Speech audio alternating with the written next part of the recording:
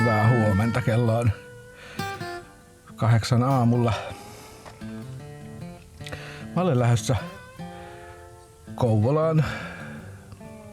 Mä viime perjantaina, nyt on siis maanantai, viime perjantaina ostin Vannetukulta renkaat, uudet kesärenkaat tähän Hymeriin. 185, oi. 185 80 14 C. No, mä kysyin Vannetukun online chatissa eräistä renkaista, jossa lukee trailer-renkaat. Mähän en ollut sellaisista kuullutkaan ja varsinaisesti, että niissä on niinku oma osionsa. On olemassa ihan trailer-renkaita ihan erikseen. Mä en tiennyt sitä. No mä kysyn chatissa sitten, että onko nämä niinku, että käykö nämä myös asuntoautoa? Että joo, kyllä, että pakettiauto-osiossa myydään nämä, että pakettiautoihin. No mä käyn sitten hakemaan sinne Linglongin R701 renkaat. Joku Cargo Max. Ihan hyvä hinta ja näin poispäin ja oikein kokoiset ja kantavuus riittää hyvin. No, sit mä kävin hakemaan ne ja kotona me sitten aloin miettiä sitä asiaa ja tutkimaan vähän sitä asiaa lisää. Eihän ne ole lailliset. FRT-renkaat, niin ne ei ole silloin lailliset. FRT-merkinnällä olevat renkaat, jotka on trailer-renkaat, ne ei ole lailliset vetävissä ja ohjaavissa pyörissä. Ne saa olla vain vapaasti rullaavissa akseleissa. Siitä se nimityskin FRT, Free Rolling Tire, vapaasti pyörivä rengas. Ja en tiedä saisiko ne olla taka-akselilla, sehän on vapaasti pyörivä. Mutta mä nyt ostan joka tapauksessa sarjan samoja renkaita, enkä silleen, että takana eri ja edessä eri. Joo, ihan perseelleen meni se renkaanosto. No, nyt on maanantai, viikonloppu välissä tässä ollut ja mä menen nyt takas sinne Vannetukkuun sitten palauttamaan. Kuitti löytyy ja renkaita ei ole mitenkään asennettu eikä mitään. Nämä on tuossa auton kyvissä ollut koko ajan. Ja toivotaan, että palautus ja vaihto toisenlaisiin renkaisiin onnistuu Vannetukulla vaivattomasti. Kohtahan se nähdään.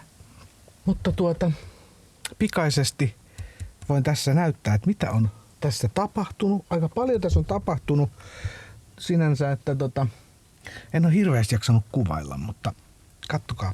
Siellä on karvakangas ohjaamon katossa. Ai että kun tuli kiva. Se edellinen ovipahvi tai siis kattopahvi, se oli aivan mätä. Sellainen kusenkeltainen, vaikka se on ollut harmaa alun perin. Ihan hirveän näköinen oli. Sitten kun sit kosketti, niin sieltä tippui sellaista jauhetta. Ja hyi saatana, ihan hirveä. Otin kokonaan pois. Sitten siihen jäi sellainen pelti. Niin sitä oli vähän vaikea. Sitten mä mitään pahvea jaksanut alkaa tekemään ja muuta. Ostin vaan Jyväskylän kangaskaupasta karvakangasta ja spray-liimalla vetäsin. Se on hyvä.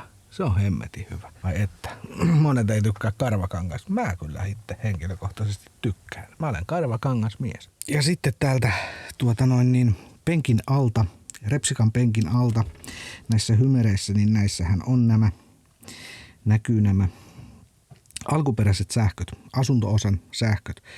Ja toihan näyttää nyt aivan niin kuin sekasorrolta, mutta mä sain siihen selkeät ohjeet, selkeän PDF:n, mikä on mikäkin rele ja piuha ja sulake ja näin. Että kun mä vedän ne tonne litiumakkuun, uuteen litiumakkuun ja uuteen sulakkeeseen, sulakerasiaan ja muuta, niin mä saan kaikki vanhat paneelin, noi Shoutin paneelit ja muut toimimaan, kuten ne on ennenkin toiminut, eli systeemit toimii ihan. Että sitten Orion XS ajonaikainen lataus on asennettu tohon. Sitä ei ole vielä kytketty mihinkään. Smart Solar MPPT-säädin 100/30. Vähän pieni tolle mun 535 wattiselle paneelille, mutta se menee ihan hyvin. Lataa aikamoista kyytiä lataa. Tosiaan hymeri on maalattu kokonaisuudessaan.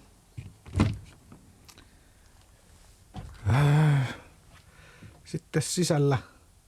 No sisällä nyt ei silleen ole. Tänne on täälläkin tapahtunut. Tosiaan Fretzel, mä en tiedä mitä mä olen kertonut. Olen tietääkseni sen kertonut, että siis möhnää tossa on tossa.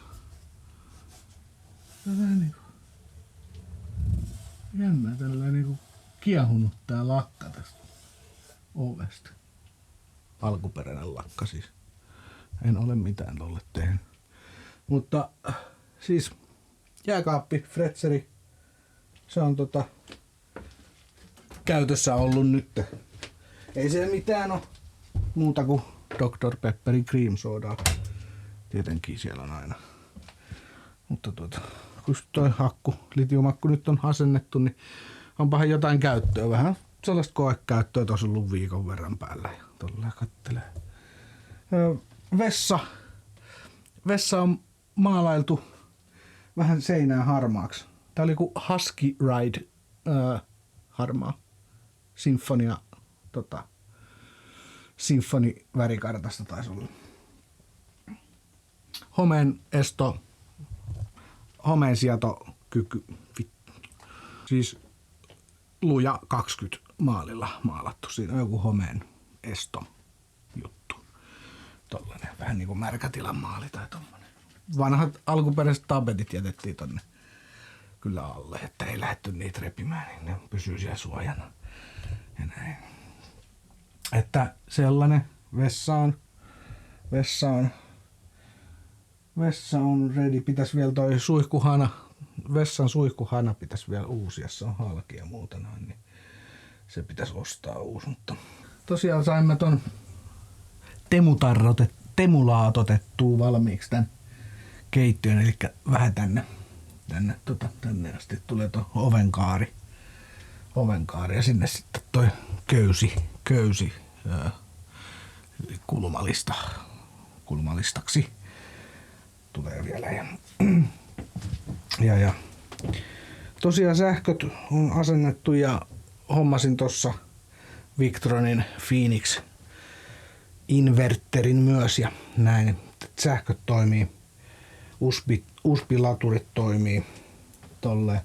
Tosiaan sitten tää shoutti ohjauspaneeli pitää vielä kytkeä noista etupenkin alla olevista sähköistä, niin tää pitää selvittää sitten sieltä sähköt asentaa tonne uuteen litium-akustoon ja näin poispäin. Ja sitten se ajonaikainen lataus myös asentaa. Sängyn pohjaa vaneri ei ole vieläkään hommannut. Kattoikkuna sinne on tuo 28 senttinen asennettu nyt. Verhoja on vähän laiteltu paikalleen ja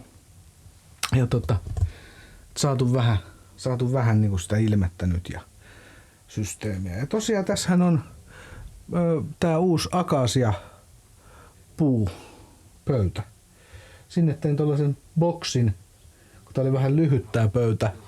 Tonne tollasen boksin ja siinä boksissa on USB-pistoke. Ja sitten tuolla sivussa on sitten toi litimen näyttö, mistä näkyy sitten akun varaus. Ja silleen. Ja tosiaan 300 ampeerinen litimen litiumiakku. Hyvin toiminut, aivan mahtava. Ja silleen, mutta nyt tässä oli nyt tällainen pikainen esittely vaan, että mä lähdetään nyt sinne Kouvolaan, niin katsellaan miten käy. Nyt ollaan Kouvolan vannetukulla. Täällä on hyvä valikoima. Mä luulen, että tää on Kouvolan vannetukko, että tää on vannetukun Suomen niin kuin päävarasto. Täältä löytää ihan paikan päältä varastosta kaikkia vanteita ja renkaita. Hyvä valikoima on. Mulle tulee nyt linglongit. Linglongithan ne oli edellisetkin, mutta ne oli tosiaan peräkärrin renkaat, niin ei oikein FRT-renkaat tosiaan sovellu matkailuauto käyttöön. Joo, Linglongin Green Max One 185/80 C. 200, aika lähelle tasan 300 €. Tästä lähdetään sitten sohvan päällyskankaan viemiseen. Viedään ne iskälle, niin siellä hommellaan sitten. Siinä on muuten uusi starttiakkukin sitten. Ei oikein mahtunut kuin toi 74 ampeerinen sinne Fiattiin. Ois sinne varmaan joku muu isompikin 90 ampeeriin mahtunut ehkä, mutta Varta, Blue Dynamikki, Blue Toppi. On, siinä on kuule hyvä akku. 112 € oli se. Sitten tosiaan mentiin eilen Kärkkäiselle ostamaan mustaa keinonahkaa ja päädyttiin oliivinvihreään terassikankaaseen. Näillä tulee sohvan päälliset.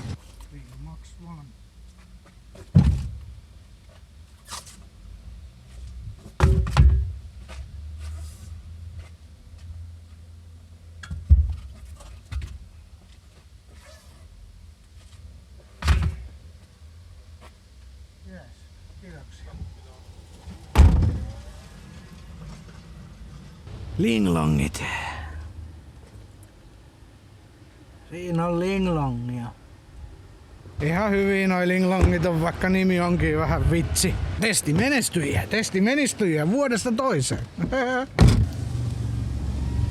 Mutta tosiaan joo, me mentiin Kärkkäiselle ostamaan mustaa keinonahkaa ja päädyttiin ostamaan vihreää terassikangasta. Toi terassikangashan on sellaista, siinä on vähän niinku kumipohja, tai sellainen kumimainen se pohja, paksuudeltaan samanlaista kuin se halvin keinonahka. Semmoista jännää, tavallaan vähän muovimaisen olosta kangasta vähän sen tavallaan. Siitä lähtee helposti, se on kestävämpää kuin keinonahka. Ja siitä lähtee koirankarvat helpommin, lika on helpompi pyyhkiä ja näin. Ja kun koira hyppii kurasilla tassuun sinne ja muuta, niin jos vähän pimeä toi kuva. Niin helpompi putsata tot terassikangasta. Sekä se tuli vielä 15 € halvemmaksi tuo 10 metriä. Ei siinä nyt hintaero suuri ollut, mutta oli kuitenkin. Vähän parempaa kangasta, pitkäkestoisempaa ja sitten vähän halvemmalla vielä, niin miksei. No niin, nyt on heitetty kankaat iskälle ja nyt sitten odotellaan ompelua. Eipä tässä nyt vielä kuukauteen ole varsinaisesti sohville tarvetta, tässä on nyt muutakin hommaa, mutta hyvä, että sekin asia on nyt jollain tasolla vireillä. Nyt me ajellaan takaisin kotiin ja siellä on tulos mulle kattoluukun ostaja, kun laitan kattoluukun myyntiin, kun mä ostinkin sen 28 senttisen kattoluukun itselleni, niin mulle jäi se 1,40 senttinen ylimääräiseksi. Niin myyn sen nyt sitten pois, jos mä tästä nyt pääsen. Tästä näin mä kuikkasen tästä välistä. Joo, ja sitten toinen kaveri tuo mulle ton jakohihnan kiristintapin. Uusi kiristintappi. Ja sitten postista mä odotan sitä uutta ohjainrullaa siihen jakohihnaan, kun siinä on se vammainen vammainen ohjainrulla, mihin ei saa vaihdettua sitä ohjainrullaa, niin tarvii ostaa se koko pelti, missä se ohjainrulla on. Niin Italiasta on tulossa. Niin. Tämmöstä, mutta nyt lähdetään ajelemaan tonne takaisinpäin ja näin poispäin. No niin, nyt on uudet renkaat laitettu vanteille ja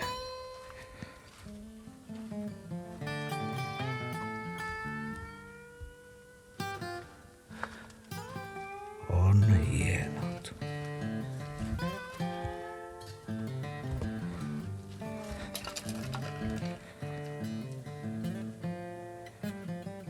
Omia on kyllä.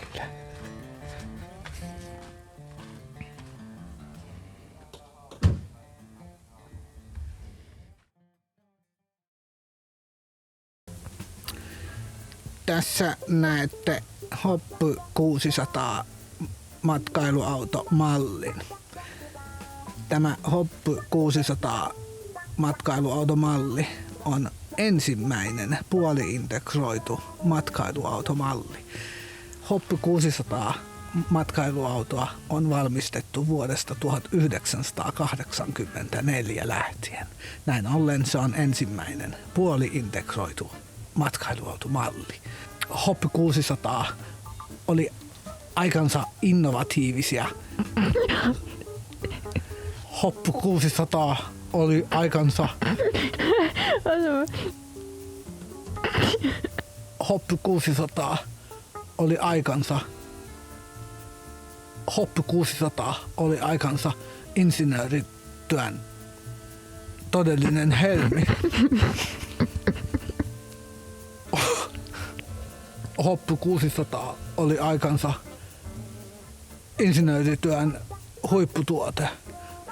Innovatiivisine kaareutuvine seinineen. Turpa kiinni. Hoppu 600 oli aikansa insinöörityön huipputuote. Kaareutuvine seinineen.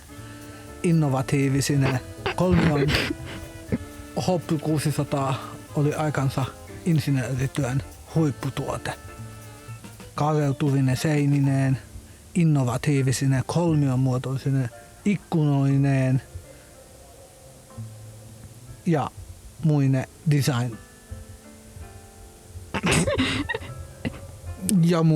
design muotoiluineen. Tämä vuoden 1988 vuosimallin Hoppu 600 on menossa myyntiin. Ostaja tulee tinkimään ja potkimaan renkaita ensi perjantaina.